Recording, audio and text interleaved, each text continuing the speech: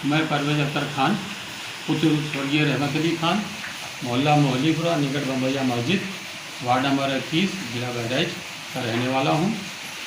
मेरे पिताजी का एक मकान जो मोहल्ले में स्थित है, इसकी लंबाई चौड़ाई 70 फुट है, 70 फुट 31 फुट है। उसमें से मेरे पिताजी ने मेरी बहन नाहिद परवीन को 40 31 फुट रजिस्ट्री करके दे दिया था और उसको नगर पालिका बहराइच में उनके नाम दर्ज करा दिया था, जिस पर नाहिद परवीन और उनके बेटे ने मकान नक्शा बनवाकर मकान बनवा लिया, जिस पर प्रार्थी को कोई आपत्ति नहीं है। 70 फुट ज़मीन के आगे देने के 40 फुट देने के बाद उसमें से 30 31 फुट जो ज़मीन बची है उस पर आदिल हाशमी जबरन कब्जा करके बिना नक्शा पास कराए, जबकि नगर पालिका में उनका नाम ही नहीं छपा है, मकान का निर्माण कार्य शुरू कर दिया तथा 70 31 फुट के बगल में पूरब में 10 22 फुट एक ज़मीन पिताजी की थी, जो पिताजी के नाम नगर पालिका में दर्ज है।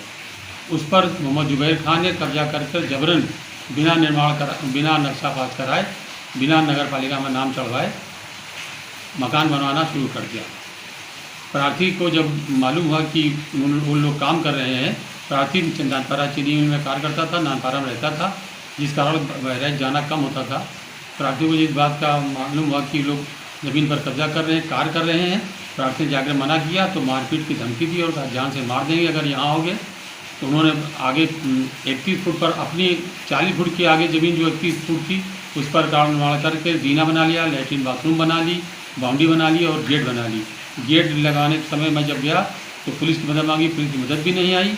इसके उपरांत हम 4-5 जगह जिलाधिकारी के पास, नगर मजिस्ट्रेट के पास, पुलिस अधीक्षक के पास, सिविल लाइन पुलिस चौकी के पास, सबके पास लोगों के पास प्रार्थना पत्र दिया और स्वयं मिल करके सारी बातों से अवगत कराया कि मैं कार रुकवाया जाए, मेरी ज़मीन पर कब्जा हो रहा है, लेकिन कोई अधिकारी ने कार नहीं रुकवाया और ज़मीन पर उन लोगों ने निर्माण कार्य करके चारों तरफ से बंद कर लिया।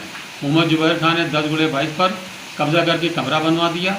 मेरे मना करने पर उन्होंने भी मुझे मारने धमकी दी, जबकि वो राज कर्मचारी हैं और लघु सिंचाई विभाग में प्रधान पद पर हैं। जब भी कोई कार्य आता, कोई विवाद होता है तो कार्यालय से अपने ड्यूटी छोड़ कर और वहाँ पर लड़ाई झगड़े करने के लिए आ जाते हैं।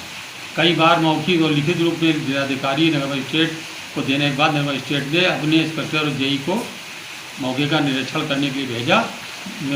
जेई ने मौके का निरीक्षण करके कार रुकवाने को कहा कि जब आपका नक्शा पास नहीं तो इस पर कोई कार्य न करे। उसके उपरांत भी लोगों को कार्य करते रहे।